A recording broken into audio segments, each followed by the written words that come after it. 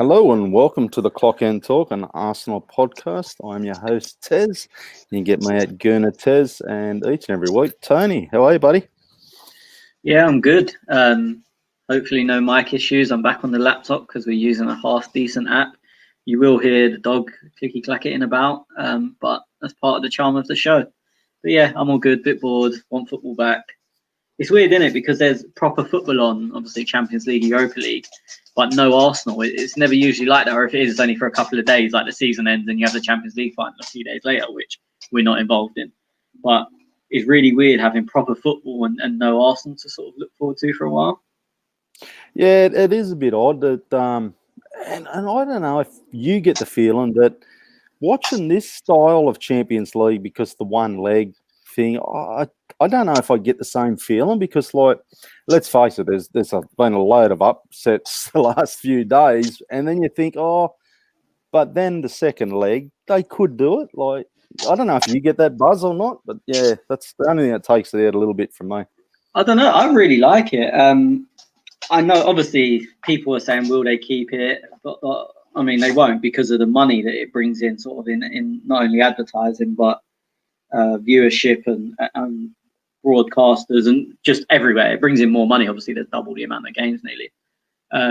But in terms of the format, I like it because it's everything's on one game. You have a bad day, and that's it. You have to perform. I mean, if you look at like Leon, nothing against them, but for me, if that game went to a second leg at the Etihad, and I know Leon weren't at home, but just say that game went to a second leg at the Etihad, my money would still be on City to go through. And I think with random one-off ties, it gives the smaller teams a chance. And when I say smaller teams, it's not like we're talking about League Two.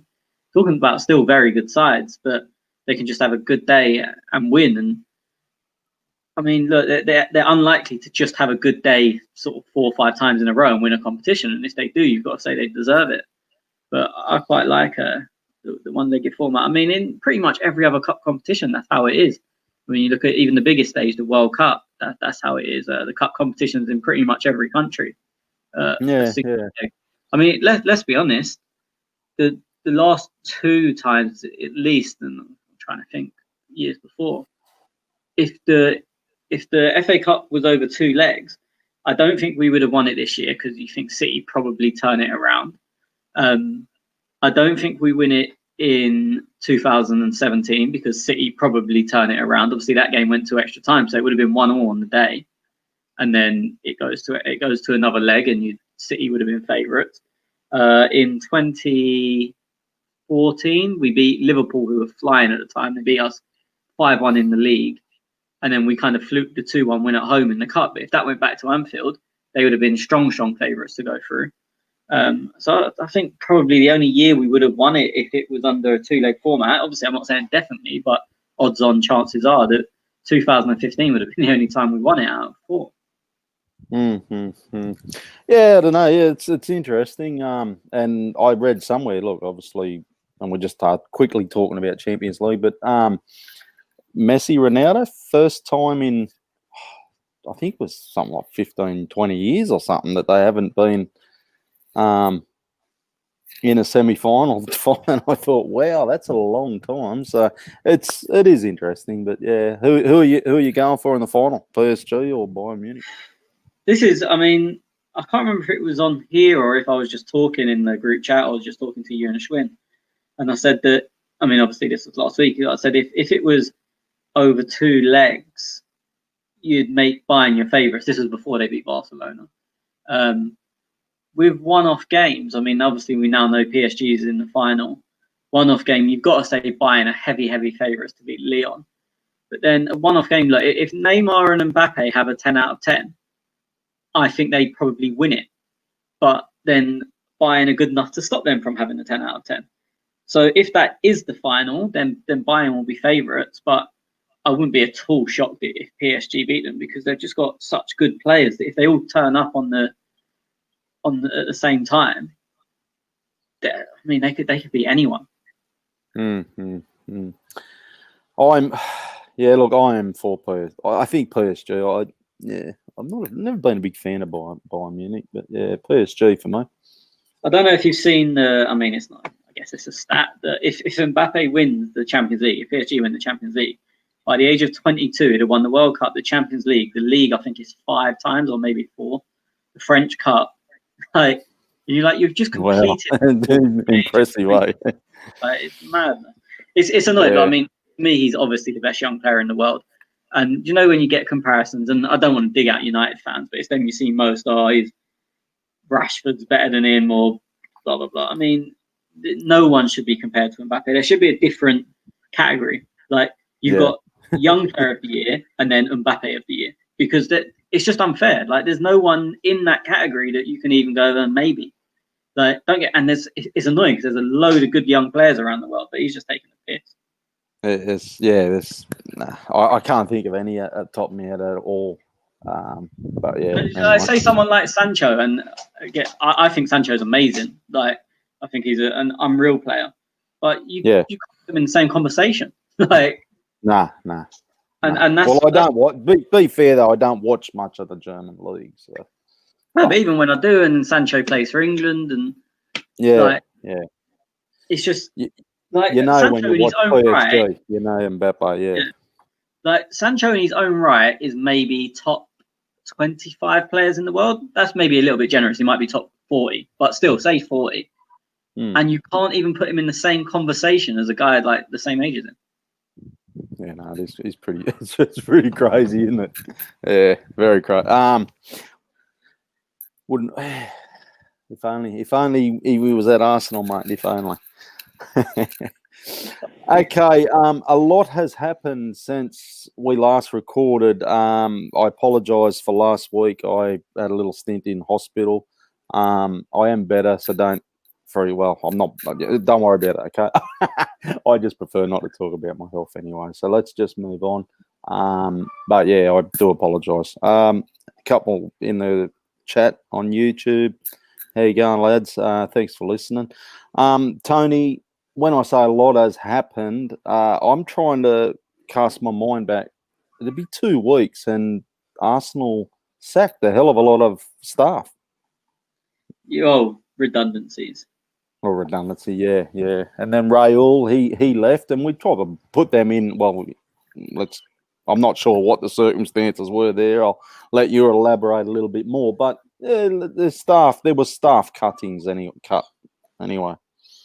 Yeah, I mean, obviously the Cronkies have essentially appointed a lawyer to the board to be their eyes and ears, just running the day-to-day of the club.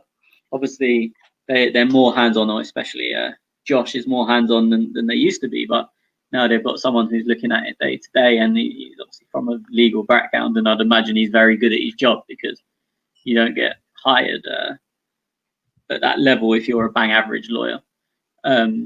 So he's seeing day-to-day, and I think obviously redundancies are redundancies. I think people have gone so over the top about it. Yes, it's sad 55 people are losing their job, but a redundancy literally means your job just isn't required anymore. Like, we don't need anyone to do your job. Like, for example, I don't know if this was included in the redundancies, but one of the club shops closed down because there was 2 within a mile of each other, and they thought there's no need for it. And obviously its profits were down because the one at the stadium was doing a lot better.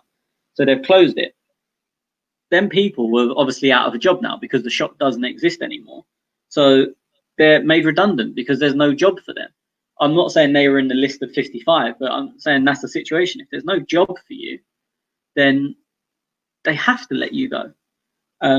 So with the 55, as I said, it's sad that no one. It's a hard time for everyone financially, and you don't really want to see anyone losing their job. But on the flip side, people moan so much about football clubs wasting money, but then when they actually do cut their costs, people go, "Oh no, you can't do that. You're a joke of a club." Blah blah blah. How can you go and cut 55 jobs and then go and give Willian X amount a week?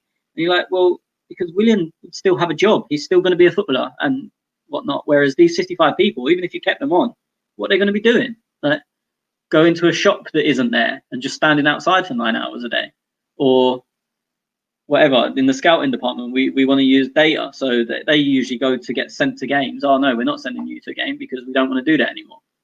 But we're still going to pay you. Why? It just, as I said, it's unfortunate for them people, but I think personally, people have gone way over the top about it. In terms of Raul, I always said, I mean, I think I've said on here a few times that his job and Edu's job, they seem to overlap massively because you had Vinay in charge of like the business and the commercial side of the club, and then Raul in charge of the football stuff, and then Edu beneath him, who was a director of football. I mean, in pretty much any company, the director is the top guy. If you're the director of the company, you're that top guy. So then to have someone above him that's from the outside, obviously we can only speak as we see it as fans, but from the outside, they looked like they were doing similar jobs. So I would imagine, and I don't know this, as most other people wouldn't, but I'd imagine the Tim Lewis has come in and looked at their job roles, looked at the money they're earning, and then you're basically doing the same thing. And he's had to get rid of one of them, I'd imagine. And you look into, I mean, Edu's newer, and Raul has some very questionable policies. Obviously, agent-led recruitment. There's been questions about money laundering, or I don't know if laundering is the right term, but money going places it maybe shouldn't, or more money than should have gone to places has gone. So he becomes the obvious one that has to go in that situation. And look, I can't speak about corruption and money laundering and whatnot because we don't know. We really don't know, and we're absolutely guessing based on journalists who I wouldn't trust as far as I could kick them. But in terms of what looks very obvious from the outside is that their jobs massively overlap, and there wasn't a need for two people, especially if they had different ideas. Like if Edu wants to go and sign whoever, William, and Raul wants to go and sign, you know what I mean, anyone else, who wins? How do you decide? And then now, I actually prefer how it is now because now there's one guy. Before, when we signed a player, and if it went well, some people go, Don Raul, and other people go, look at Edu, he's amazing, he's brought this guy in. And the same when it was wrong, that when someone was wrong, if you didn't like Raul, you blamed him, and if you didn't like Edu, you blamed him, and whatnot. But now there's a full guy. So if this doesn't work, if our transfers are terrible, you can go, Edu, you have fucked up. And if they do work, you can go give that man a rise. So whether it was to be Edu or Raul, I prefer that there's a one-person system. And Edu's that bloke. Exactly. I'd imagine he just happens to be the guy. I mean, yeah, that's who it is. And he'd be working alongside Arteta. And look, at the end of the day, the buck stops with them two boys. Well, that's what's more interesting. It seems by the releases that Arsenal have made, and Arsenal are very clever. They word things very, very cleverly. Like there's nothing included in the statement by accident, and they've made it subtly very clear in the statements that all transfers will now be held by Edu in conjunction, I think it said, with Arteta. So it looks like they're moving back towards a manager role from a head coach. I think they're sort of somewhere in between, where Arteta hasn't got absolute power in the same way that Wenger probably did at times, but he's consulted. Whereas a lot of European clubs, I mean, you'll know very well, Monchi, he didn't give a shit what the manager wanted. He brought who he thought was best for the club or best for the business. So I think kind of half went down that route. I think we abandoned and then now we're sort of in between. And is that the right answer? For me, it seems the obvious answer. You've got one guy who needs the players he needs on the pitch, and another guy that says, okay, but we also need to make sense of this business-wise. And I think that's how it is. I think the issue with what we had previously was Wenger was such a financially minded guy that he was happy to do both jobs or comfortable doing both jobs. Whether he done them well, we can argue amongst yourselves. But now it's taken some of that role off Arteta and given it to someone else. And from the outside, it's what looks good. Like it's how I would probably set up. It's funny how clubs and Arsenal's probably, if you watch how things have changed over the last decade, where, you know, Arsenal, obviously the old school model, then we went into this stats DNA type thing to help Wenger along, and then, you know, we've gone into the coaching role, and now you're type of seeing us go back into that old school mold again, aren't we? With the manager and you know, you've got Edu there as the guy to get the transfers. Yeah, I mean, Arteta's very data driven because now obviously the scouts are a large part of the redundancies because we wanted to go down a data model, And I mean, even on Arteta's unveiling video, when they showed him, I think it's about an 8-minute video where they showed him walking around the training ground. One of the things they made a key point of showing was him going into the analyst room. Like, do we have analysts? Do we have drones? Can we watch everything here? Can we get all the numbers? So having a data-driven scouting system is probably something that Arteta was very, very strongly in favour of and probably pushed. Again, I'm not a fan of numbers. Everyone listens regularly will know. I think they have their place, but I wouldn't rely solely on numbers, and I don't know if that's what they're doing. I don't know. So, because we don't know if they've sacked every scout, or do they still have a handful where they say these are the players that the data told us, now go and give us your view on them? Or is that now an analyst who, it's not a scout, they don't need to know much about football, they just need to see the numbers are correct? But then who decides if they can convert that to this league or this team, like our team, or our country? Because I mean, how many players do you watch and go, he's good, but I don't think he'd cut it in England? Or I mean, maybe this doesn't make sense as much for us. It could to an extent. You see players in the Championship, and you go, oh, but could he do it in the Premier League? Like, for example, how would data have told you Rob Holding? And I know he's not amazing, but he got relegated in the Championship the year we brought him. So I don't think data alone would tell you, okay, this guy can do it in the Premier League. So it'd be interesting to know how are they just using data, or are they mixing data with someone's eye?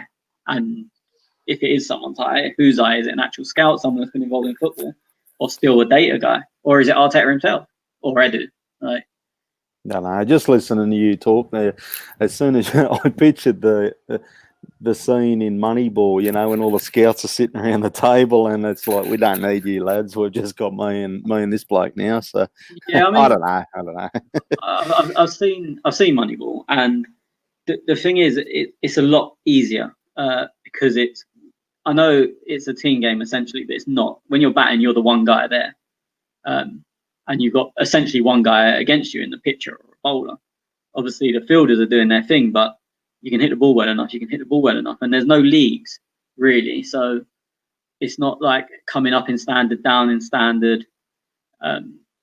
So it's the theory. I know a lot of clubs have tried to work it into football. And I mean, in a roundabout way, Wenger tried to do it a long, long time ago. But it's very different in a team dynamic and where there's different levels involved. Like, you can go from, I mean, there's been Dele Alli, for example. I mean, I hate the cunt, but signed from League One to Tottenham and then done great in his first season. Didn't even need a season to bed in. It was like straight away, bang, great player. He's not a great player, great season. But no amount of data, I don't believe, and people will disagree with me. And I mean, if Schwinn is listening to this, he's probably pulling his hair out. I don't believe any amount of data can tell you that, okay, the player's doing it in League One and he's also going to do it in the Premier League. Hello, I don't know, mate. I just go off what I see. I don't look at stats and stuff. And I come across I think it was a meme or something. I'll share it with you, blokes. It was a Mustafi. Yeah, the Van Dijk. Yeah, Van Dijk. Yeah, and I thought, well, there's a game by numbers, you know. Like, it's funny though how stats can make a player look really, really good. So I just look at what I see on the field. Yeah, it's funny. I think it was probably the very first episode we done with me, you, Savvy, and Cole, where I was like, stats don't mean anything to me. They can look great on paper, but football's never been played on paper. And everyone laughed. And that now, what is it, 3-4 years later, whatever we are, and it's like, it doesn't seem as crazy anymore, that statement. It doesn't at all. We also had Sven there as well, so I'm just going to add him into the mix because look, it's the end of a chapter, I guess. Sven's gone, Raul's gone, Arteta, Edu, they're the guys pretty much in charge of transfers and in charge of the first team now. If you had to, and I'm not going to harp on Sven, but if you had to pick a player that either of them two signed for Arsenal, who's the standout guy? Well, actually, pick two. You know, one who's a senior, because I'm thinking Martinelli straight up. I don't want to give any away, but who's another one? You're probably going to say the same as me. So Yeah, look, I mean, obviously Martinelli was a great find, and my other answer will probably shock people, and I don't know exactly who's responsible for picking him up. I mean, there's a lot of rumours it's Emery, but he didn't have complete say, so there would have been someone above him. But as much as I don't rate him, Guendouzi we brought for what, 5 to 8 million, and we should be getting 30 for him, which then allows you to improve quite a lot. Whether the players improved us, I don't think he has. Others do. But in terms of a signing, he's actually progressed the club quite well. I mean, and also there's not been that many other standouts. Like you can't count Aubameyang as a standout because he's a 60 million striker that was scoring left, right, and centre everywhere he's ever been, basically. So look, you can say, the best gift Sven gave us was Aubameyang, and that's obvious. But although it's true, it's not really what he was brought in for. But if you ask me flat out, who's the best player Sven brought us? There's no conversation. Yeah. I did come across a thread on Twitter and people who are still sitting there thinking, who was it? Who are the players? So I've got Mafropanos, which, let's face it, I don't know what's going to happen with that kid. It looks like he's gone. Going to Bundesliga now after having a good season in the whatever their second division's called. I forgot. Bundesliga 2, I think. He's gone now to Bundesliga. We'll make money on him. So again, that's one of them that even if he doesn't make it for us, like it's what Chelsea have done brilliantly for years. The amount of players they've had that have not made it at Chelsea, but they've gone on and made good money for them is astounding. And some of them have come back to bite them in the arse because, like De Bruyne, they made money on. Salah, they made money on. But then them guys have come back and been excellent elsewhere. And then people kind of laugh at Chelsea. Oh, you sold them too early. And there's probably 20 players that no one's ever heard of. They've gone on to do nothing. That Chelsea have, do you know what I mean, chipped a little bit away at 4 or 5 million that they've just brought up through. And then they've gone somewhere they've never really made a career of themselves. But Chelsea are just plugging away that money all the time.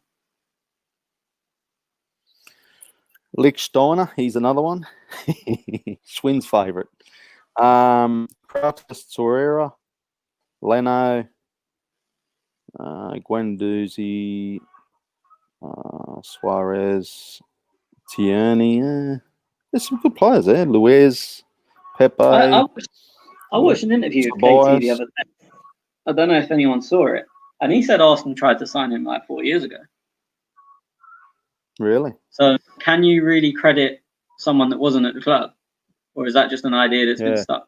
Whoever was there. Because now I'm really thinking of this now. Like, I see what you're saying, Guendouzi, and Archie I think disagrees with you in the chat. I don't know if you can see it on YouTube. Yeah. I was just going to reply to that. Yeah. He said will get 30 million, and I'd probably do too. But if he wouldn't have thrown his toys out the pram, that's what we should be getting. But even if we get 25 or a swap, if you get a swap and it takes 25 off a deal, that's still a good profit, essentially. Yeah. I mean, he's preaching to the right. I don't rate it.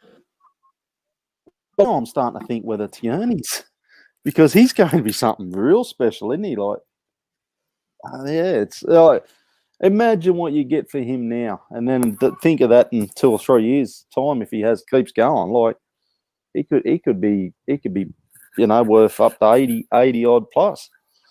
Yeah, I mean, the only thing that's difficult is fullbacks don't. I mean, there's been one, but you can play centre back as well. But fullbacks don't really go for that kind of money. I think Chilwell's about to go for between 50 and 60, and Wan-Bissaka went for 50. I think that might. I mean, it's almost certainly a Premier League record. I'd imagine it's close to a world record if you're not counting Luca Hernandez, who obviously Bayern brought, but as I said, he can play centre back and has been playing centre back as well. So it is difficult. I mean, look, he's worth more than what we paid for him. There's no fucking doubt about that. But as I said, I'm not sure if I would include him in whatever scout or director of football, because he openly admitted. I didn't know this. I said I watched an interview the other day. He openly admitted.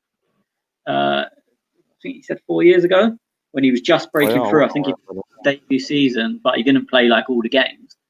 And Arsenal Arsenal had a bid for him then, and Brendan Rodgers said to him, like, it's not the time, like, stay and learn a bit first. I think it was just when Brendan Rodgers took it at Celtic. You mentioned Monchi at Roma, and look, we were all A pluses when he came in there and seeing what he was doing. When he left, we were like, fucking glad you left, mate. F. What do you rate Raul's time at Arsenal? Is it a little bit like that?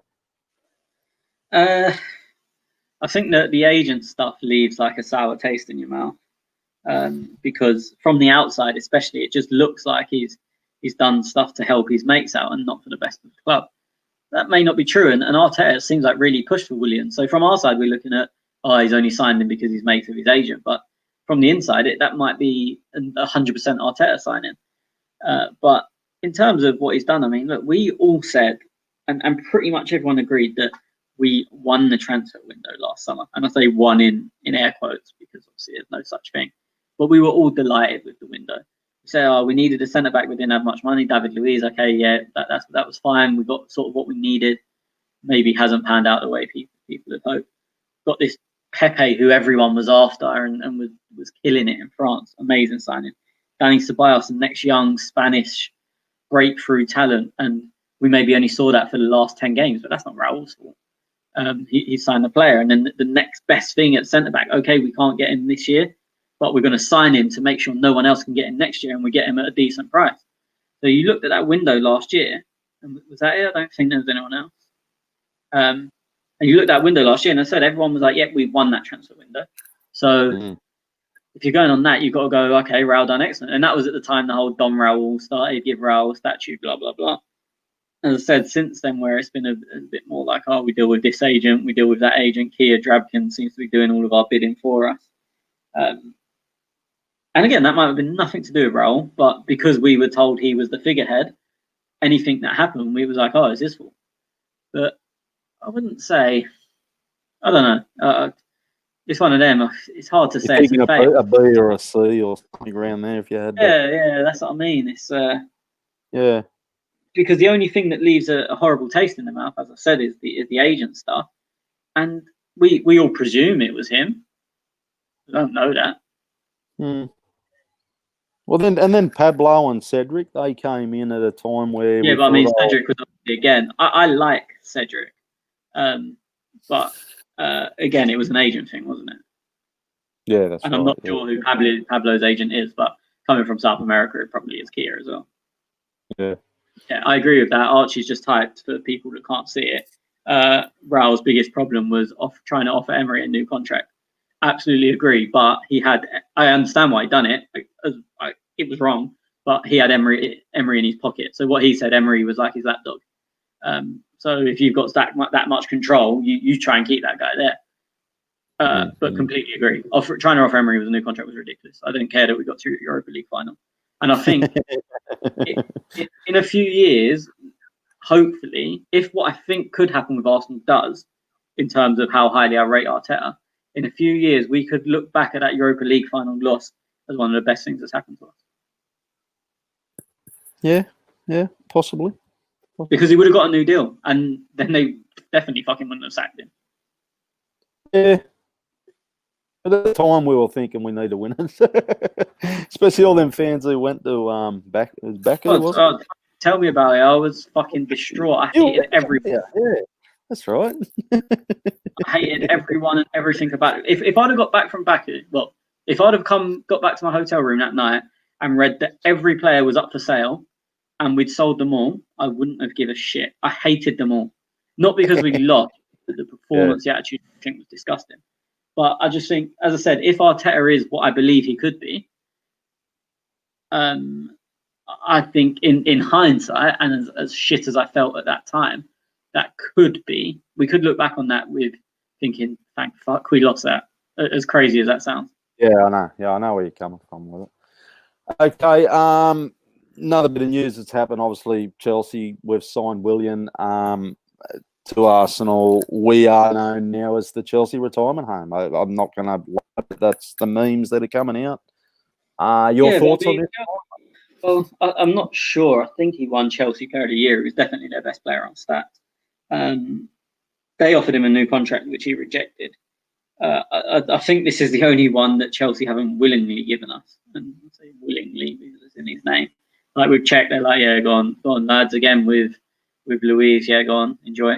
But with him, it was even Gallas. It was okay. We'll take Ashley Cole, who's 10 times better than Gallas, and you can kind of have this as a okay, we'll look after you sort of thing. But with Willian, they tried to sign him. As I said, I think it was on the last podcast. I lose track of where I say things.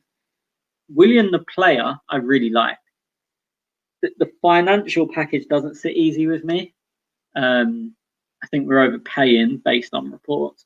But then there's also reports that he's only on 100k a week, and it can go up to 200 or 220 depending on bonuses, which I like bonus systems because, you know what I mean? If you do well, you deserve to get paid more, rather than having, like, Ozil's contract is very front loaded. I don't think anyone would give a shit if Ozil was on 300k a week, well, 350 a week, but he got 200, and then the other 150 depended on performances, goals, assists, appearances. I don't think anyone would care. The issue with Ozil is that it's very front loaded, and I think he gets most of that 350 a week standard, whether he plays or not. So I think 100 is a fair wage for Willian, and then it depends what the bonuses are. I mean, the way some agents, and I've worked with some, get bonuses into the contract is to try and save the club's blushes. So it'll be like, okay, we'll release he's only on 100k a week, so the club sounds good, but he gets 100k a week bonus if he breathes. Like, do you know what I mean? They make the bonuses so easy to get, so the player's still happy, but the club still gets good PR. So it depends how the bonus structure is, but I always say I don't really give a shit about finances because it's not coming out of my pocket unless it blocks us from doing future moves and other things.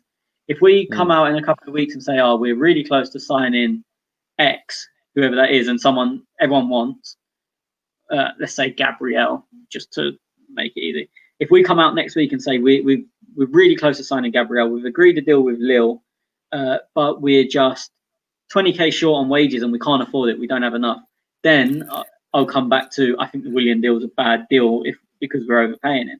But if it doesn't get in the way of other things, finances are never my concern. Happy days, mate. As long as he performs on the pitch, and I get where you're coming from. Me personally, I just think I don't really look at what we pay players. I just think, yeah, okay. Like, I don't know. I'm not the financial guru in the background of the Arsenal trying to work out where I can fit the next player. So that for me, I have no concern as long as I see something on the pitch. I was actually thinking, and I'd imagine someone will go. Aubameyang, we're hearing that contract signed, done and dusted, just waiting on announcement. If you believe everything that's on Twitter, Lacazette, are we sure that he's staying? Pepe is definitely staying. So where are we going to see Willian fit in if all stay? Well, I mean, look, we don't know what's going to happen with Lacazette, but Willian can be second choice on the right. Probably at present would be first choice on the left. But Arteta's also said he wants to use him in midfield because he progresses the ball really well. So even if he's not first choice in any of them positions, if you've got a guy who's, remember this season, I keep saying this, squads are so important because you're playing every 3 days, every week with all the competitions. Because obviously it's a shortened season. We're starting late, but we're still finishing at the same time. If you're playing every 3 days, to get a guy that can be second choice right winger, second choice left winger, second choice centre midfielder, you probably end up playing more games than anyone else. Yeah, I suppose. Well, you talked about that last podcast, or might have been somewhere, with a Billy player and sneaks 20 odd games a season. Yeah, I mean, I've been saying it for, I mean, it can't have been that long because he's not old enough, but I feel like I've been saying it for about 8 years about Maitland-Niles. Well, people go, he'll never make it. And I go, look, he's played 30 games. You know what I mean? It's like, he ends up playing here. You know, he sneaks him by because he never has a run where he plays 20 games in a row, but he'll be at left back 1 week, right wing back the next. He might sneak one game in centre midfield, or he'll come on in the last. And you look at the end of the season, like, fucking how many minutes has he played? To say, I mean, this season, the version of that this season, and I don't really rate him. I think if you look at the appearances from Willock this season, they're ridiculously high, or a lot more than you'd expect. Yeah, okay. Did I say William? I meant Willock. Yeah, Willock. Yeah. No, I knew what you meant. I have asked for people if they want to drop some questions on the comments. Go for that now because we'll wrap this up in about 10 minutes or so. Tony, we'll talk quickly about transfer news and we'll just put it out there. You know, we're not obviously standing behind we're not the ITKs or anything like that. We hear what you guys hear. But I do hear this Gabriel kid who I know absolutely nothing about is apparently happening.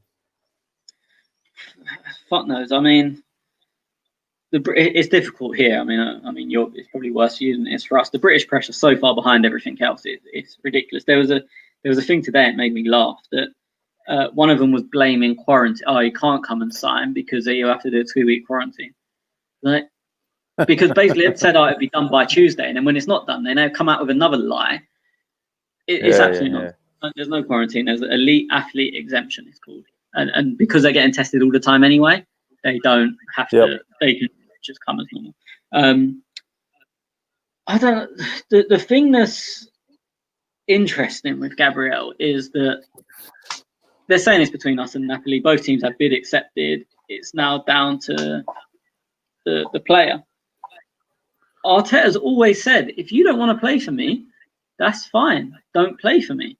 So if our bid was accepted sort of a week ago and Napoli's was, and he's taken that long to decide and still hasn't decided, doesn't seem like what's going on. Yeah, I know. But again, this is what we're reading in the press. He might have agreed, and there's just some reason we're not back at pre-season yet. What's the point? Yeah. Do you know what I mean? Like there could be a million things going on, but we don't know about. But from the outside, I'm sort of like, how long before you just fuck this guy off and then go and get someone else that wants to play for you? Mm-hmm. But his agent turned around and said he's got 2 weeks to work out. Like, you sort it out, kid. Where do you want to go? Like, it's so bizarre. It really is. I mean, I don't. Obviously, it's a big decision. They've got to move countries. They're committing themselves somewhere for 5 years potentially. They've got family to consider. So I don't accept the decision to be made at the drop of the hat. I don't. As much as Arteta says, if you don't want to play for us, don't. I don't expect them to say, "Oh, it's Arsenal, Napoli," and he goes, "Bam, Arsenal." Like there is things to consider, but when it starts dragging for this long, you just got to think, well, because I mean, now the current story, and it may be absolute bullshit, is that Napoli have increased their offer to give him more wages. Is it his agent trying to get more money out of Arsenal? Is it complete bullshit made up by the press because it's not happened as quick as they had earlier predicted? Yeah. Is it true? And if it's true, as I said, at what point do you go, well, I only want people that want to wear this cannon on their chest? You obviously don't really give a shit. Don't want to. And I get it. If Napoli are offering 180 grand a week and we're offering 75, then yeah, I understand the hesitation. But if they're even in the same ballpark, and as I said, Arteta says you play for us if you want to play for us, for me, that it can't go on too much longer. No, this is very odd. Party, Atletico Madrid, there was talk about, obviously, when they bowed out Champions League, deal was not far away. Now we're still waiting. This is another one. What's the point? What's the point signing him now? He's going to have. You don't have to negotiate with Atletico Madrid at all. There's no negotiation. The rumours are, I don't know if they're true, that personal terms have been agreed for fucking ages. All you do by signing him now is cost yourself an extra 2 or 3 million quid because you have to pay his wages while he's off. Yeah, true. So when say he says, I've been injured before, because he didn't play in the Champions League. If he says, I've been injured, so I've been sort of having a rest anyway. I only want 2 weeks of pre-season, but then I'm going to be a little bit behind fitness-wise. Okay, then you go and sign him in 10 days, and he comes back. If he says, I want the full month's pre-season I'm entitled to, and the club, I don't think that's unreasonable, then you go, okay, we'll come and sign you in 3 weeks. But if they, again, believe in reports, I don't know if they're true, but all the reports saying he's agreed to come to us, we've agreed to sign him, you don't need to negotiate at all with Atletico,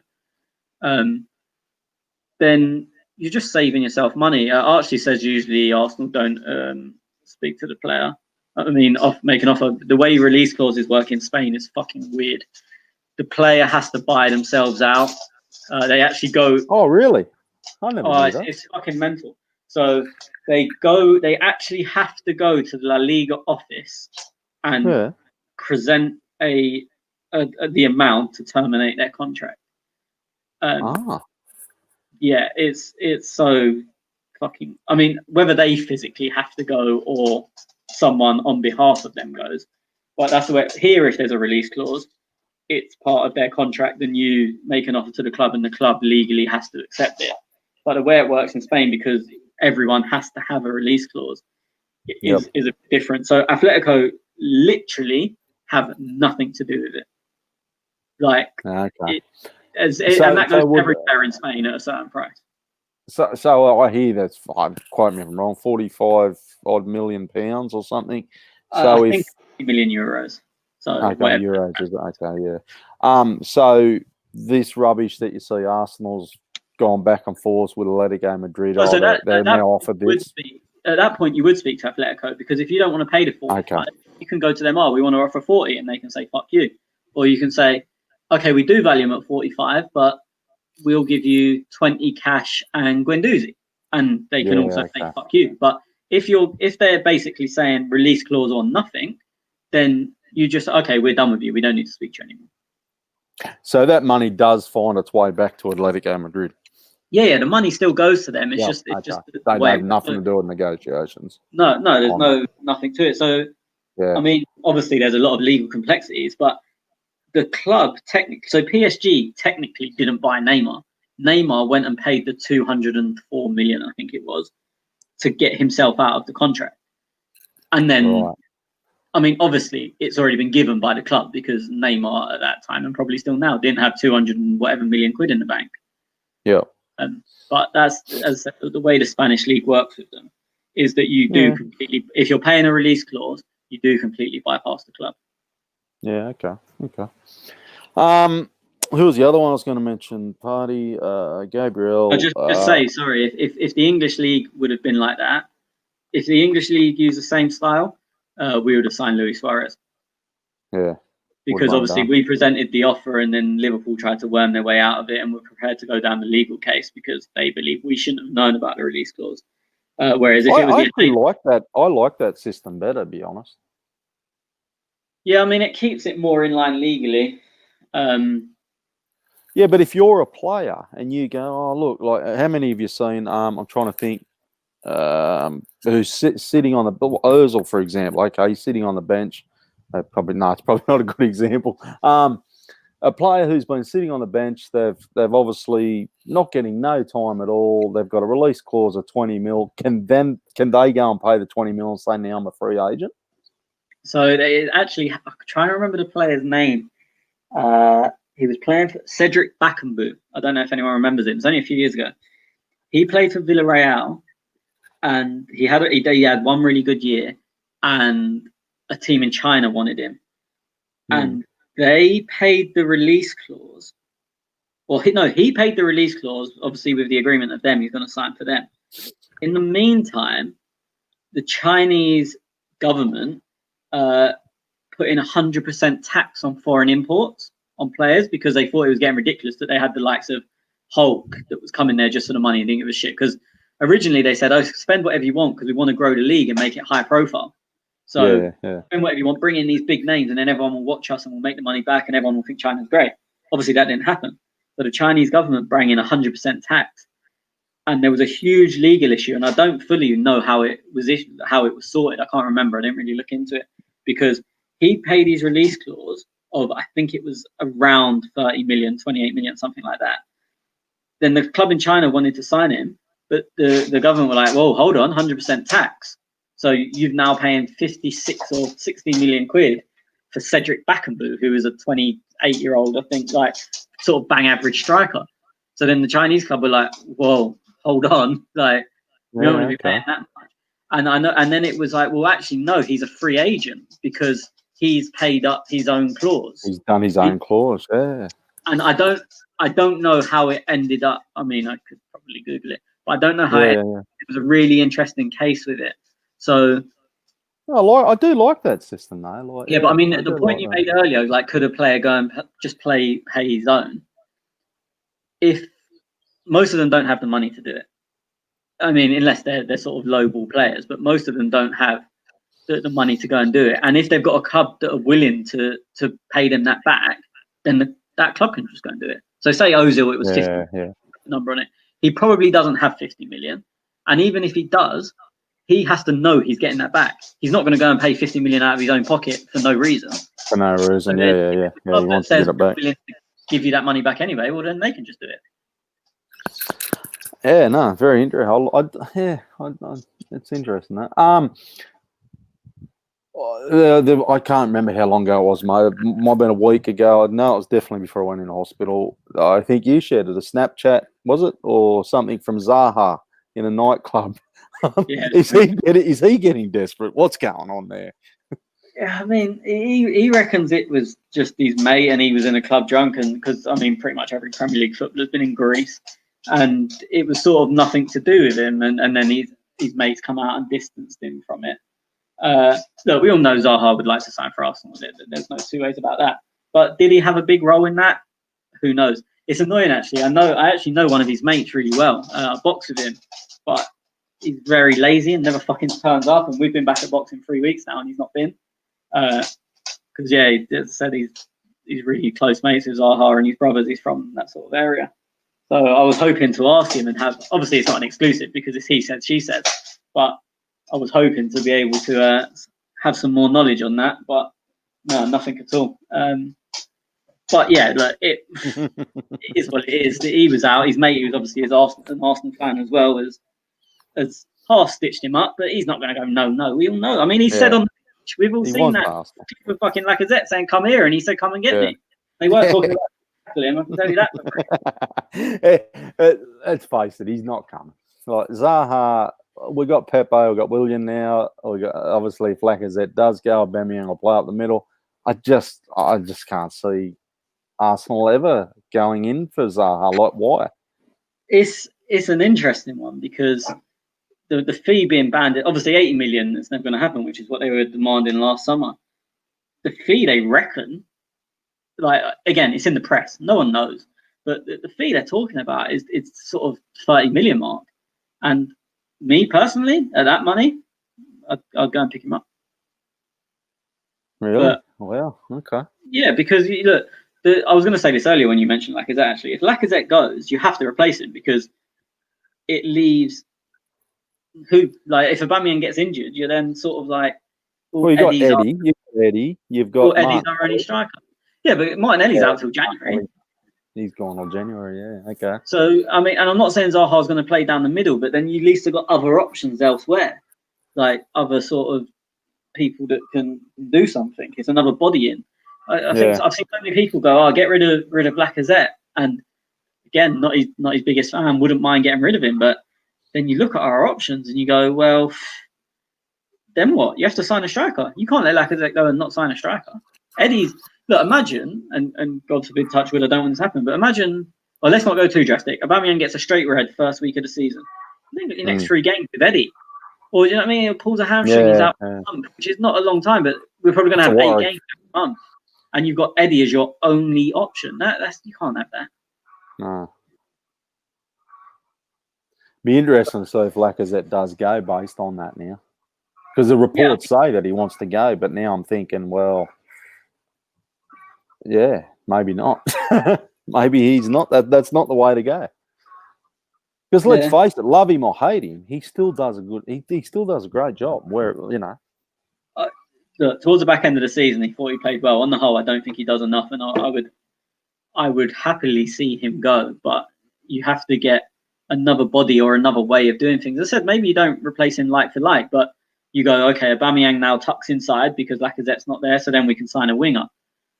Do you know what I mean? Whereas at the moment, it's been Lacazette 9, Aubameyang left. And if you get a left winger, you're still technically replacing Lacazette. The issue then comes is if Aubameyang's injured, and you might have to tweak things up a bit. Do you know what I mean? If Pepe comes a little bit narrower, he has played up front before. It's not his ideal position. But whatever way, if Lacazette goes, you have to replace him in some sense. I mean, I know Arteta has a lot of faith in Eddie, but he surely can't think. I always think when you're looking at a second choice, you have to think, could we rely on them 10 games in a row if anything happens? And that goes for any position. Yeah.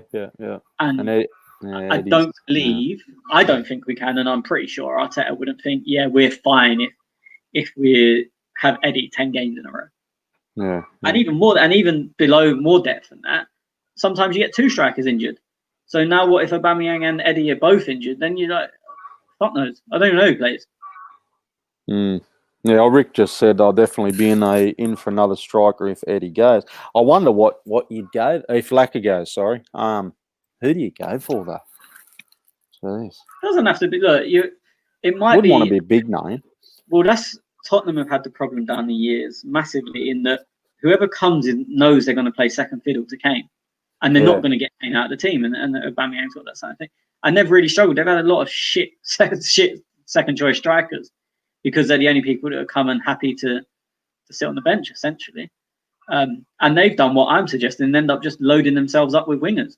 So they've got Mora, Lamella, Son, Bergwijn, maybe some others that I'm forgetting.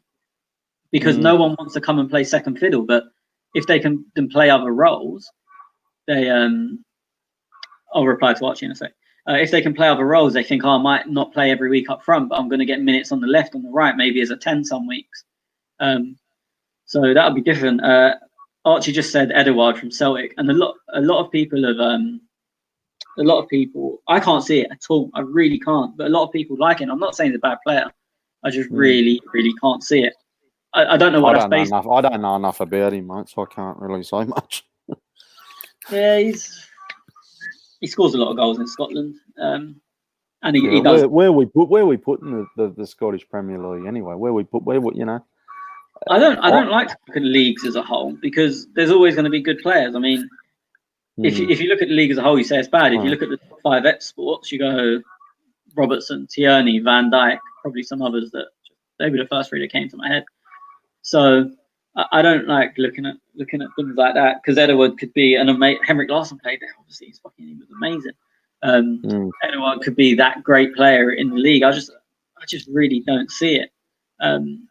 How much would he go for? What are you talking? Because I know they don't fetch a lot of money over there. So what, 30, 20, 30? What are you I'd imagine 25 to 30, but they are starting to fancy themselves a lot more in the league because they've now had a few players in a row that have come down south and done well.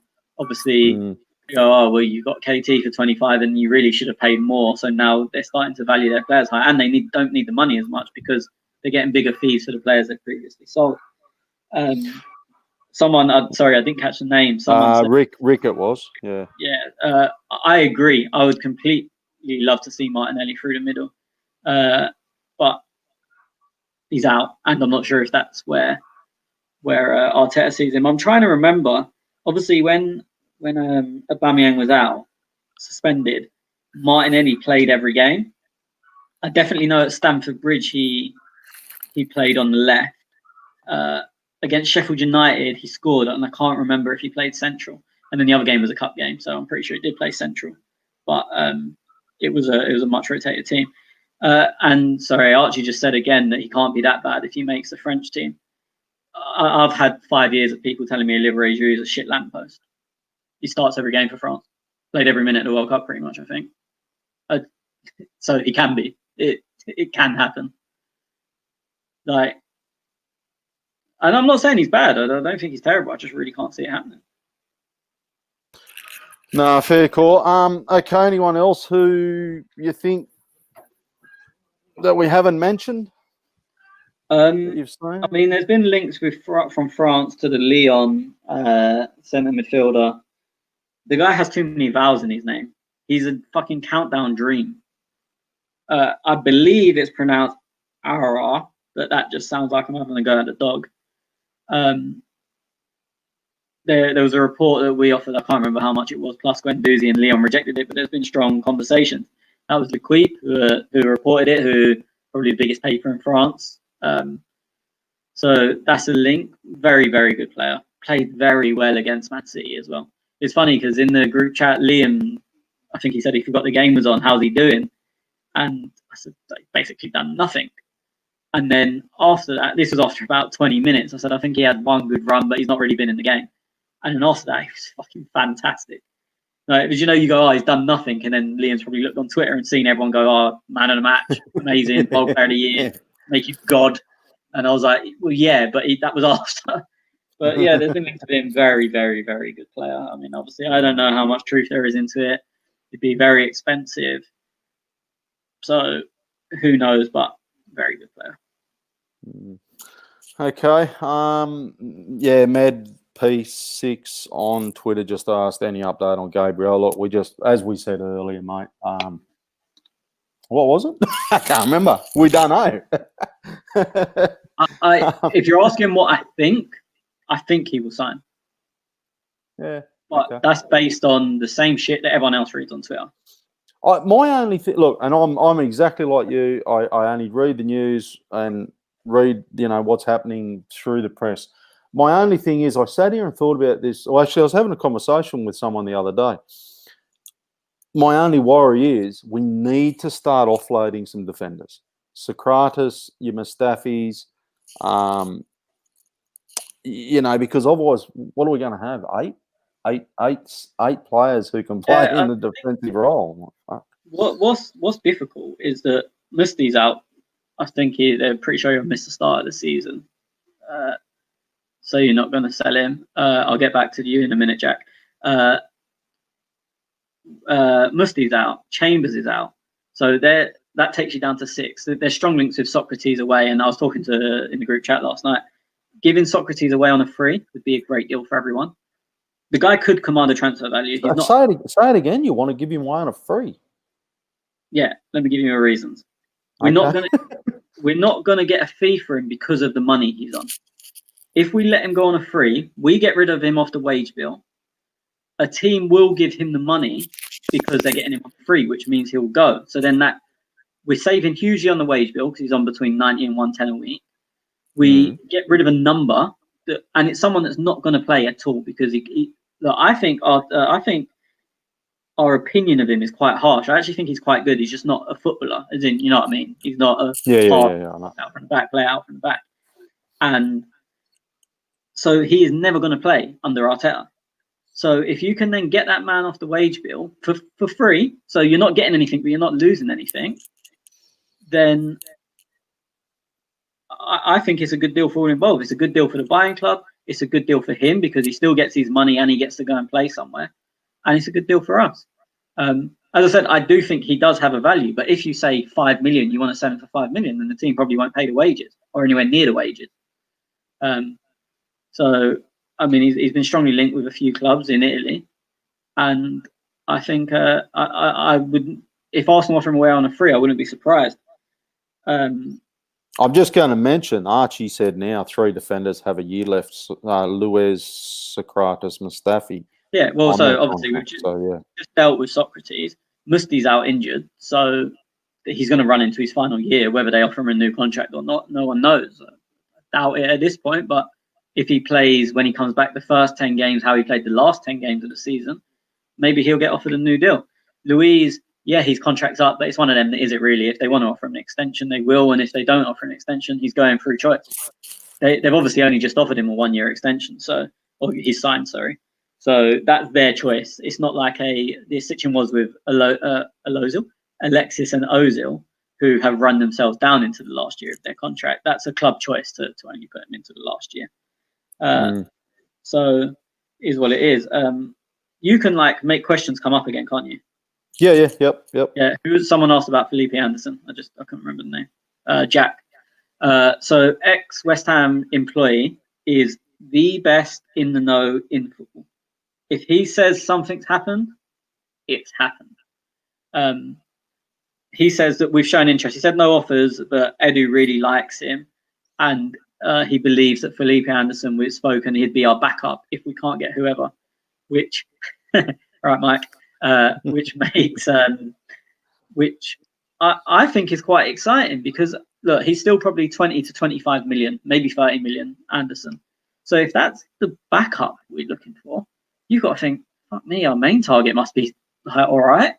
Do you know what I mean? If we've gone for a club that apparently couldn't spend fuck all look, I'm not the biggest Felipe Anderson fan, and I don't want him, but I just find it quite exciting that that's a caliber of backup we're looking at, and it also adds a bit of credence to the Zaha theory. That I don't know about you, I'm not speaking for you, but for me, if you said, you could have Anderson for 25 or Zaha for 30, I'm going to Crystal Palace.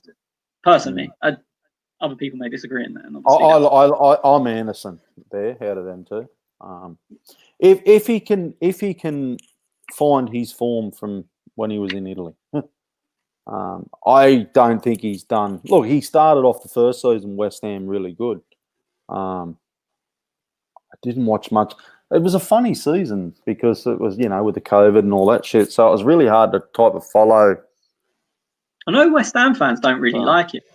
That's what I was going to say. The West Ham fans rate him, or what are they thinking? Not at all. They can't stand him in general. Yeah. Okay, there you go. Yeah, I think that's about it. You had a couple of questions from last week, mate. Yeah. Just to say, I agree with Mike. Poor Leipzig, or the Shig, as they're now known. 1 second. Sorry. Yeah. So obviously So I think it was you actually put out a question thread like 2 days before we was meant to record last week, and then as you said, you was ill, and I forgot to tweet saying the podcast isn't going ahead. But then I also didn't retweet on the day, which is what I usually do and where we get most of our questions. So we had a few questions come in, but some of them may be a bit out of date because obviously they were 9 days ago now. So Golson fan, Tel, we've got to do the 2 competitions at the end of this. Yep. Golson fan says, should footballers wear masks, and if so, what should be written on them? I agree with Archie, by the way. Should they wear masks? What should the footballers wear masks? Yeah, there's things that bad? Yeah, I mean, I'm pretty sure this is your burner account, but I'm also pretty sure it's a comedy question. Yeah, I mean, like, I don't know what people can see here, but I chose my picture as a picture of Jack Wilshere, and I'd happily watch him running around the pitch with fucking 8 Tottenham written on a mask, like man of the match automatically. That'd be fun. If they're allowed to be abusive, it'd be all right. Hakon Larson. It's kind of what we just spoke about. What type of striker do you think we will sign and should sign if we sell Lacazette? Will Arteta still use Aubameyang on the left if he stays? I think if Lacazette stays and is in the team, then Aubameyang's going to be drifted out wide. And at the moment, as the squad is right now, as we're speaking, front three is probably Pepe, Aubameyang, Lacazette, Aubameyang, as of right now. As of right now, yeah, you have to. Yeah. You could argue Willian at the left and Aubameyang in the middle. I'm really interested to see where Willian does slot in. Like, if I think, well, personally, look, we know the midfields are lacking. So if that's where Arteta's looking at him, I'm all for it. Yeah, I think Guendouzi's out of favour. So what are we, Granit Willian there? Like Ceballos is, we haven't even discussed Ceballos, but I presume he's going. So I'm thinking Granit Willian. Yeah, I mean, then you need another badly. If that's the case, you need another body in there. So that would be another transfer you need to look at. But what intrigued me more about Hakon's question is that he doesn't particularly ask for a name, but it's a type of striker. There's some brilliant hold-up play and link-up strikers, but I get pissed off with number 9s that don't score. And I know people are now going to type Firmino. Yep, fine. He's got guys scoring 30 goals each either side of him. And even so, I still don't like strikers that don't score. Pisses me off. That I want a number 9 that if a chance falls to them, at least 80% of the time, I think, goal. And I don't think that with Lacazette. So... Yeah, no, I don't either. I'm the same like you. But type of striker, you kind of want someone all round that maybe their link-up play and hold-up play isn't as good as Lacazette's because it is very good. But their goal-scoring prowess is more. So you lose a little bit, but you gain a little bit. That's probably the sort of profile I'm looking for. Yep. Just before I go on to the next question, there's been like 3 or 4 comments and I missed one of them. So can you bring it back up? Yeah, I think it's Island Boy Gurnall. How do you guys think Arteta will do in this new season with no drinks break and back to a 3-man? Yeah, I mean the drinks breaks is an interesting one because he's used them very well. It'll be interesting because, well, I mean, we have seen him as a manager without them. The 3 subs, to be honest, the 5 subs were never needed. I think teams were using them because they could. I don't think there was any other time where you thought that was essential. Because a lot of the time, if there was injuries, they happened at different times. So, like Man City game, we may have used the 5 subs, but we still had to use them in 3 moments because Xhaka got injured after 4 minutes, Mari got injured after 23. So then you didn't really have 5 subs. It was still the 3 occasions. So it didn't actually help. I don't think it was ever needed. The idea was great, and I'm not knocking the FA because the reasons they've done it were right, but I don't think it was ever needed. So I don't think the 5 subs will make much of a difference. The water break, as I said, is an interesting one because Arteta was doing fine before it, but he definitely made great use of it. Yeah. So it will be very interesting. Just while you're thinking there, I don't know many other questions you got. I got a couple coming through on the chat. Who would be your realistic dream signing? Any position in this window? Shit. Realistic though, that's the one that gets me. Yeah, see, it all sort of depends on other things because if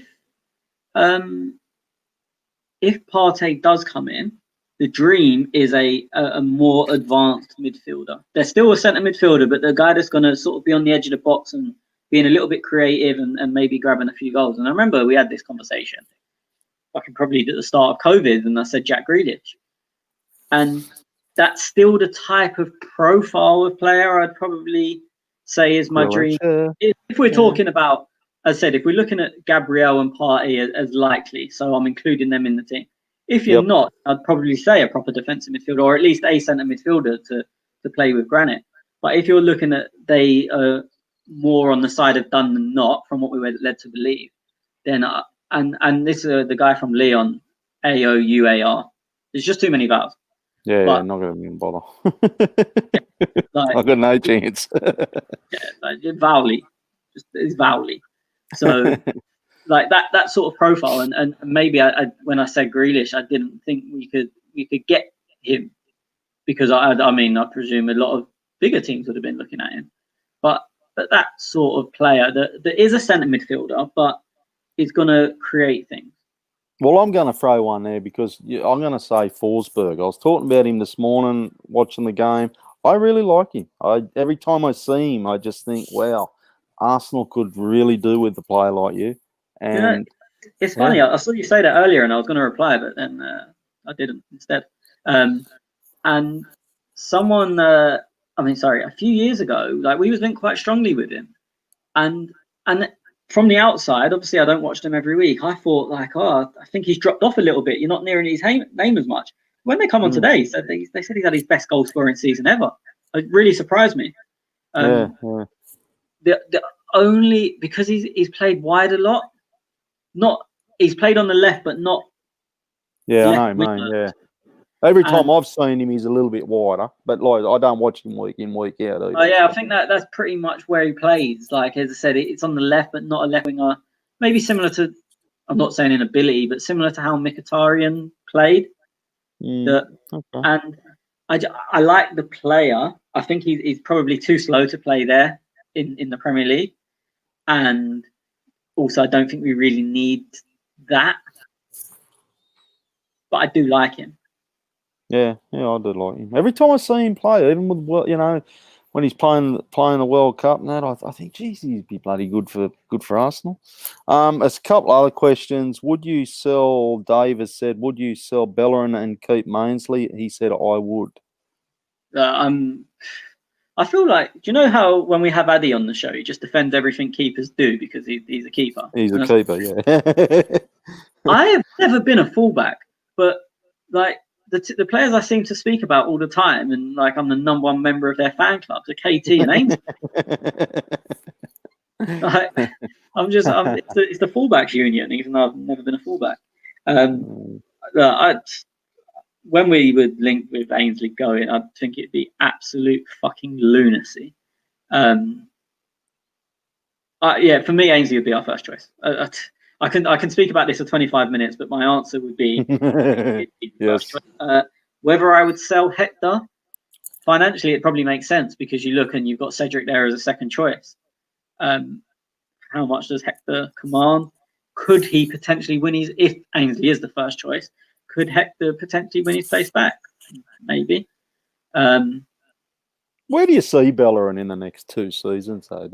I feel for him. He hasn't been his same. He hasn't been that player since he come back from injury, has he? So not even this injury, the one before that. The one before, yeah. Not this one. Been out for a year. It was the one, but it's a weird one because I've given up on Bellerin so many times, and then he'll do something that might not be fantastic, but you think that we ain't got anyone else that does that. Like the run that led to the goal in the cup final, and let's remember it's led to us winning the cup final.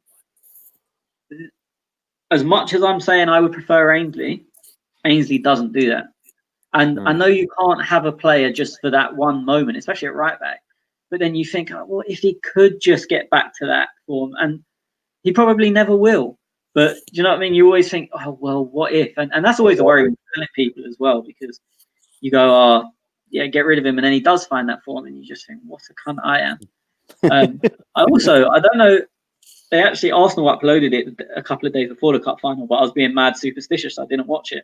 I watched the watch along of the Chelsea 2017 cup final, and it was Hector, Granit, and Rob Holding, like sort of not commentating, but watching the game and then speaking over key moments. Oh, yeah. Another game where Hector was fucking unreal.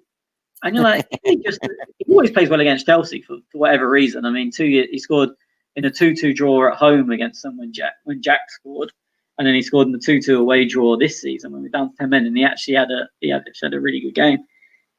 Probably one of his better games this season. But it's so frustrating because every part of me isn't a fan and kind of thinks, yeah, I'll be happy to let him go. But as I said, you can always just pick up them moments and you're like, Now, Rick just said Bellerin had 5 assists before he got injured. He was playing well. It was also... Is he talking the second injury or the first time? I presume he's talking this season, but yeah. Actually, no. Before he got injured, when? Sorry, Rick. Before he got injured, when? Because obviously at the start of this season, he was not really. He was injured at the start of the season. Then he was coming in for the Carabao Cup and Europa League games. I know he got an assist with basically his first touch when he came on as a sub against someone. Then he didn't really get injured after that.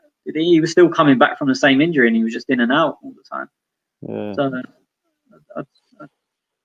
I might be wrong. Someone said Gabriel Saga, is it? Saga? Gabriel Saga. Saga, yeah. Yeah, I don't know if you're just tuning in, Jixie, but we've covered that till twice. Yeah. Holding Chambers good enough for Arsenal? Would it be worth trying to cash in? I think so. I feel again Chambers because I wanted him to be. I wanted it to work for him, but. Yeah. Well, he's injured. It's another hard one because he's injured, so you can't sell him anyway. Well, you probably can't sell him anyway. And also, he was like first choice in. I mean, it was only 2 games, but Arteta put him as first choice, and he done well in them both, and then got injured. So, is he the type of player Arteta wants? We don't know. I'd imagine he's got another year in him, just because we probably can't sell him this time. And I seem to say this all the time. It's an audition year for him because he's going to be there. So, see what you can do. Hopefully, you can go and surprise us. Holding's an interesting one because it's similar to Bellerin in that I feel there's a player in there, but he's been poor since injury, and I can't. You can't dress that up. Since he got injured at Old Trafford and came back this season, I don't think he's played well at all. Do you give him another year and see, or do you think? I think it's time to cut ties. We've got these players coming in, especially if this Gabriel kid comes in. Like they're wrapping him like he's the next best thing. So Saliba, Gabriel, you've got the old head in David Luiz. So yeah, I think it's time to move on. I probably agree with you. I don't know. he's one of. Do you know there's some players and you think just sort of get rid of them, whatever the price. We don't need them in the squad. With him, I don't feel like we should be undercut. But the problem is I don't know what I'd value him as. Nah, it's a hard one. It's a hard one with value. But I don't. You know, as I said, like with Socrates, I said I'll give him away for free. It would be a good deal for everyone, and I truly believe that. With Holding, if someone offered 3 million, I'd be offended, and I wouldn't take it. So I feel like he's one that you get the right price for. The issue is, and it'd be interesting if anyone wants to comment what that price is, because I ain't got a clue. You look at, sometimes you look around and you see players going for like 25 million. You're like, shit, how? Like, how do you get 25 million? Yeah, I know. And then like there's strong reports that Lewis Dunk is going to go to Chelsea for 40 million. I really rate Lewis Dunk, so this is not a criticism of him, because I think Lewis Dunk is really good, but that's got to put Holding at 20, surely, at least at a bare minimum. If Dunk's going for 40, sure, am I wrong? Like, no, I agree with you. I agree with you. Jixie HD. We did discuss this last podcast. I think you and Schwinn were on Emmy and I was on Leno, wasn't it? He just asked who would you have as number one shirt next season. For me, Emmy's in possession of it. It's his to lose. Nothing against Leno, but when you've got that, he's played that well. Just especially with a keeper, because it's not like you can really rotate. How do you? If you take that shirt off him, he's gone. Because for me, that's like the ultimate disrespect. You've done amazing. You've been a 10 out of 10 pretty much every game for the last 10 games. Oh yeah, by the way, go and sit on the bench. Yeah. So I get fuck you as you can get. What'd you buy Leno for? Like what is it? A minute a player gets injured, your spot's gone. Like that's the only thing I. You're not. Your spot's not gone. But if someone comes in and does as well or better than what you were doing, then like places in a football team are earned. Like this is a ridiculous situation. If Aubameyang was out for 4 games and Eddie, and it was the only other option, you can't move the team around because with a keeper, obviously you can't move the team around. And Eddie scored 6 goals in them 4 games. Do you just drop Eddie straight away? If he's flying, he's in amazing form, scoring non-stop. Or how many people would go, "Oh, you're paying Aubameyang to sit on the bench"? Yeah, look, it's so tough. Situation, but for me, I think if someone's not only just doing their job and they're bang average, if someone's absolutely flying, you can't take them out. And as I said, a keeper is a unique situation. I'm not ground formation. So we'll move Leno to the left wing and keep. Do you know what I mean? You can't fuck about. There's one guy. That's it. Yeah, well, Arsenal fans channel players in form should keep their place, he says. Just quickly, big money, he says, Holding surely worth 15 to 20. Yeah. Arsenal fan asked, should Saliba start next season? I think he should. Probably, but ask me that on the day before the season starts. Because at the moment, the answer is yes, but that's because you look at our centre backs, you go, Musley's injured, Chambers injured, Holding isn't. We're not confident in him. Louise is 400 years old. Socrates, no one wants him there. So you look at the moment, and you go, he's the only one. He's the only one there. Yeah. Anything else? You got anything else? We'll wrap this up. Yeah. Sorry, I stopped on the Twitter questions because we started coming from here. Hakon Larson, did you guys see how big Saliba is? Picture from Shonen shows he must be 3 meters high. That's a fucking massive. I don't know if I'd defend him.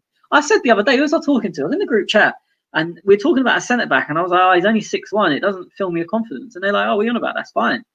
And I was like, is it? Like, are you sure? And then I looked through our centre backs and they're not tall. None of them are tall, apart from Murray. And obviously we've only seen him twice, so they don't really count.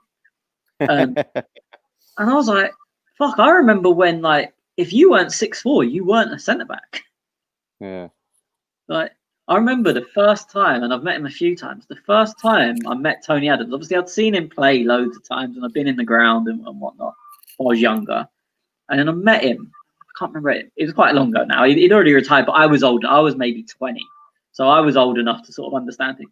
I stood next to him, and I was like, "Where the fuck did you come from?" He was massive.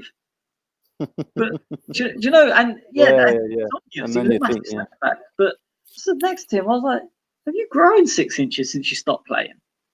But now it seems defenders are I said 6'1". Like, it was in the group chat. I can't remember who it was, but they were like, "Oh yeah, it's normal." Like, and you look, Mustafi was about 6'1". I think Louise is a little bit taller, but yeah. And Saliba's coming. I think he's 6'4". I might be wrong, and still growing. And he does look like a fucking giant next to the rest of them. bloody hell. What else you got? Hakon Larsson again, worst Arsenal signing in the last 5 years. Unai Emery next. That's right. I mean, so that's it. Yeah, I know. But at the time, let's just stay with that. Yeah, but you never look at the time, because you can think someone's great at the time and then they're absolute pile of wank, and that's what happened.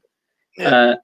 It's hilarious because obviously we put this question thread out like a week ago, and the MAA gunner said, "Why is it so hot and when will it stop?" And since, it's been thunder and lightning and pissing down the whole time. So probably at the exact moment you asked that question. And the last question from here, I know we've got a couple more, is if you could sign 3 players from the clubs in the Premier League who have finished below Arsenal in the year just gone, who do you sign? This is a 2-part question, so we'll go on that first. Jack Grealish. Yes, tick. Oh, finished below us. Yeah, so we finished 8th, so there's a lot of players to pick from. Yeah. What about? We were talking about strikers. His mind's scoring for what's his name? Bournemouth. No, Southampton. Oh, Danny Ings. Hey, Danny Ings, yeah. There's an option, maybe. I really like him. I wouldn't sign him, but I do really like him. See, again, just going on to the profile question we had, what profile of a striker? Danny Ings is the type, and I'm not saying Danny Ings, but he's a type of player I was talking about, in that his hold-up's quite good. Not as good as Lacazette's, but his link play and hold-up is good, but not as good as Lacazette's. He's quicker, runs the channels as well, works just as hard, but then also does get the goals when he gets in them positions. Again, I'm not saying Danny Ings, but that's the sort of profile of player I was thinking of. Everton finished below us. Any of them players there? Richarlison? I personally wouldn't. We spoke about Grealish and Zaha, the 2 obvious ones, but I agree we need a centre. Well, it depends. Again, are you assuming Partey and Gabriel are coming in? Because then you start looking at defensive midfielders and centre backs. Some people would say Buendia. I don't think he would be in my my list. I'm trying to think of Newcastle United. No, I'm just going through the teams in my head. West Ham, well, obviously Anderson's there, but do I go, he must sign? No. Well, you might want him, but he's not in a free shot. Yeah, he's not in the top 3, yeah. Burnley, Sheffield United. Fucking hell. George Bulldog. We don't need a right back, but I know him and I'd get a box every week. So absolutely nothing to do with football, apart from the COVID shit wouldn't matter because I'd get a free ticket every week anyway. There you go. That's my answer. Okay, Jixie H. I'll just run through those questions very quickly. I'll just talk about it. Jixie HD. Your ideal transfer window, 100 million budget. Can we change if we sell players? Can we pay some transfer installments? Who would you sign? For me, it's Partey, Gabriel, and a midfield like Coutinho. I pretty much Coutinho who? Coutinho who? Coutinho.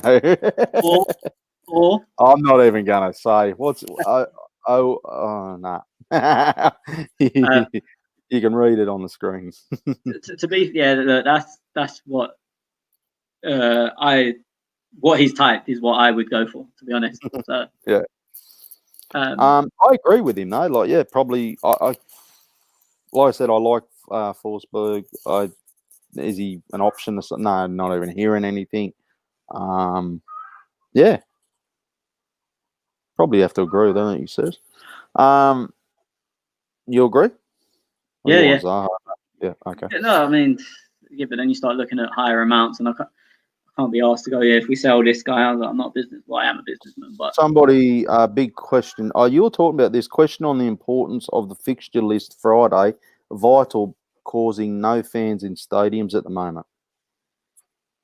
You put a tweet out regarding this something the other day, didn't you? Well, yeah, no, I mean, the tweet was more directed at something else. The fixture list, I don't think it is Friday. It was actually meant to be out today, but a load of clubs moaned about it, and so now they're having to redo it. So there's no given date at the moment, but I'd imagine it'll be any day now.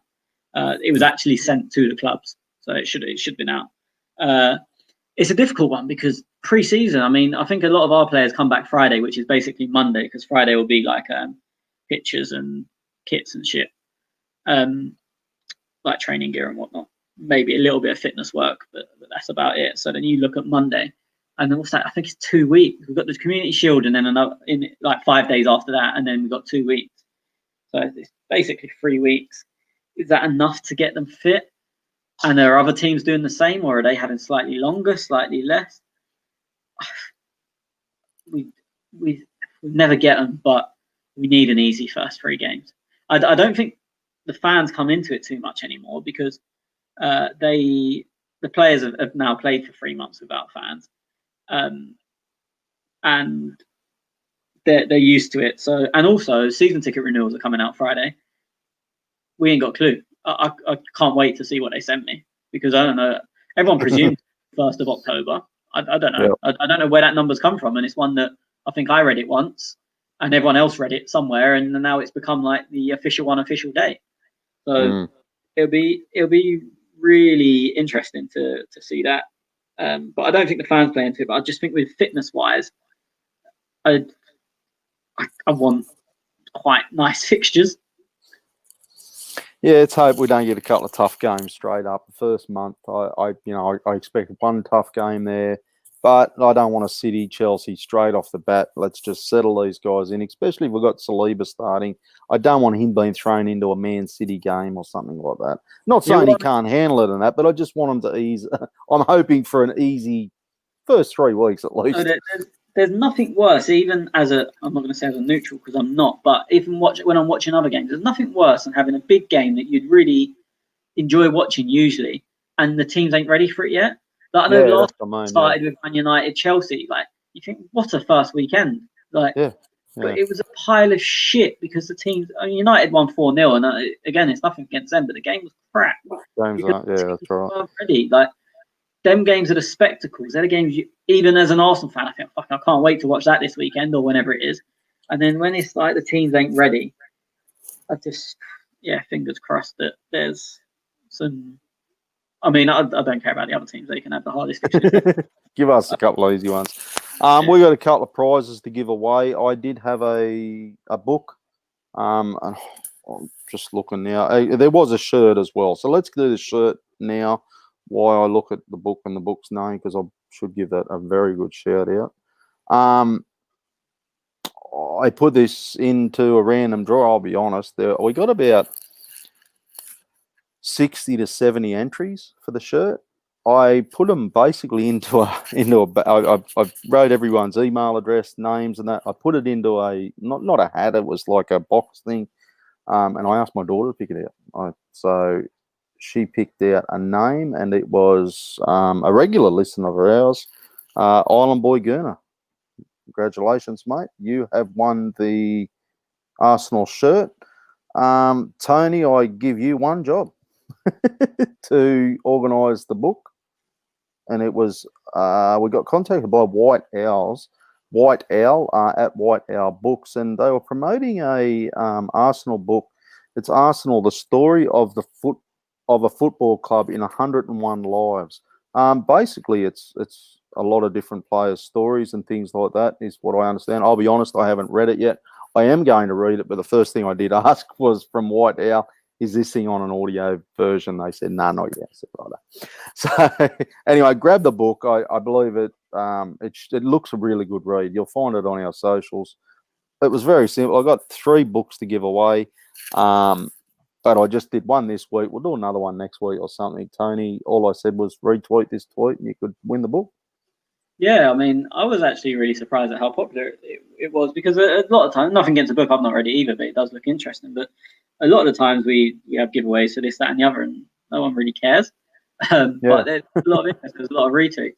I done similar to you. I just put all of the ats into a random generator and then let the computer decide. So, and annoyingly, well, I say annoyingly, this feels harsh if I'm wrong.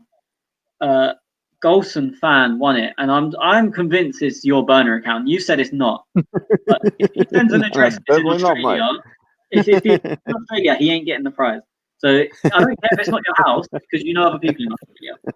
So he won, unless, like, he better lie. If he lives in Australia, get it sent to your mate somewhere else, and they can send it to you. Somebody ain't getting it. But he won the draw. But it might be Golson fan. Okay, definitely not me. 100% not me. Golson fan, please put Tony out of his miseries. I mean, even if he gives me another address, I'm still gonna probably think it's you. But I'll send him the book. It'll be probably somewhere in some other country, mate. Won't even be Australia. I hope. I hope it's not. Yeah, where have you got mate?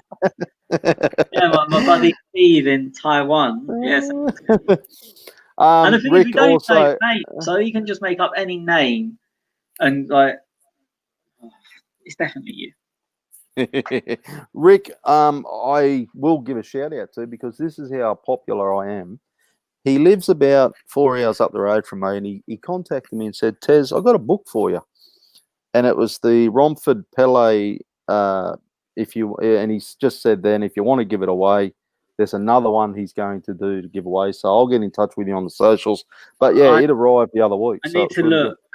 I need to look. I might have some of that as well, because we got it in a membership pack a few years ago, and I've got like 5 memberships. So I've got loads of them. But I can't remember. I gave some stuff to charity recently, and I might have given them away or thrown them at someone's head or something. Because I had so many of the fucking things. They were everywhere. I was using them as wallpaper. So yeah, we'll give them away. I may have more, yeah. Just, do you want me to just quickly run through these questions? Because I've seen there's just been a few more coming in. Is there? Yeah, go on. Yeah, so how difficult will it be to add numbers to our midfield is Arsenal Fan Circle channel. It's a priority. It becomes less of a priority if Partey signs, but I still want a more attacking player. But it seems like Arteta would be happy with Willian doing that job if needs must. Someone else has mentioned Emil Smith-Rowe. I fucking love the guy. And to give him minutes, maybe in Europa League just to start, and the Carabao Cup, and earn his place in the first team, or at least in and around the first team. And then you've got Willock, who, as I said, had played 1 million minutes this season somehow. So I think if Partey signs, although I would like another addition, I don't think it becomes a desperation. Because between the 3 of them, Willian, Willock, and Smith-Rowe, you've got the numbers there that can accommodate. Rick Williams, who obviously you just mentioned, says, is Ceballos staying yet? Do we know? Last I read is that Real Madrid are holding out for 45 million, which is fucking ludicrous, because they didn't want that at the start of the season. They definitely fucking didn't want it in January when we were considering terminating the loan. And he has 8 to 10 games at the end of the season, and they want to add fucking 10 to 15 million on his price. Apparently, we're trying to negotiate a loan with an option. They want to purchase at a ridiculous price. I don't think they actually want that, but they're trying to show that they've got big balls, and if you meet somewhere in the middle, it probably gets them what they want. Whereas if they say 35 and we go, okay, we'll give you 25, then they're getting shafted. So where would you go? Like, what odds wise, what percentage would you think that Ceballos plays for us next season? I don't think he stays. I think he goes back to, and that's based on, I think Real Madrid have got a little bit of an aging squad, and that's what they bought him for.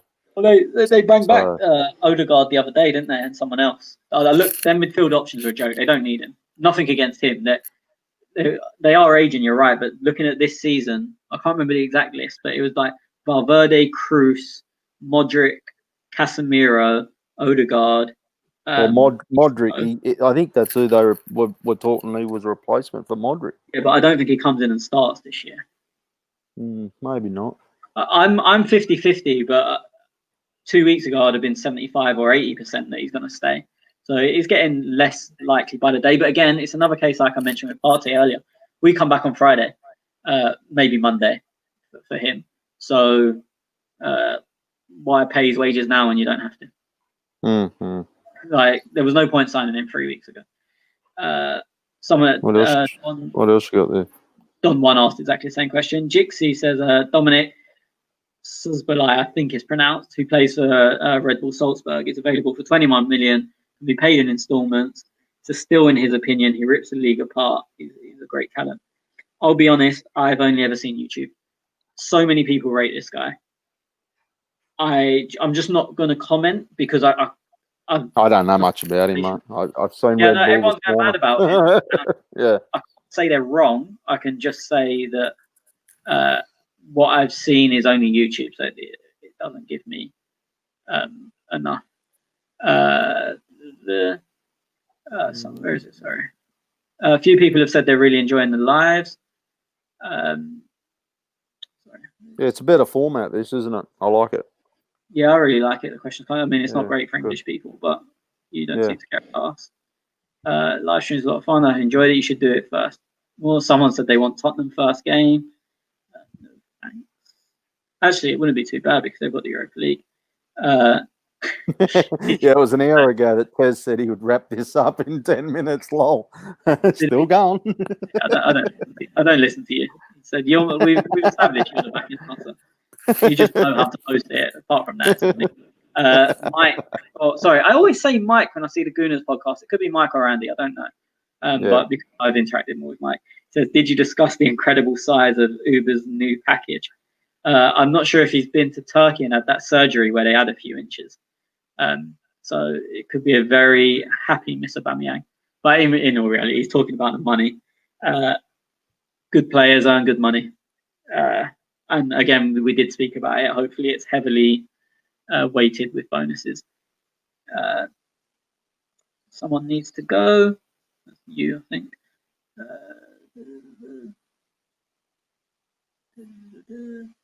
No, I think that's about it, mate. Surely to cross. Yeah, I mean, people are talking to each other in the comments, which is great. Yeah, it's great. It just makes it hard. No, look, it's really good. We'll keep this on. Just to add on, I know you're trying to go, so I'm not doing this on purpose. But someone said, how many appearances do you think Willock will get next season? I don't need to answer that, but he had the most this season, which is what we were saying earlier. He's someone you wouldn't think of as a starter, but he's apparently had the most appearances.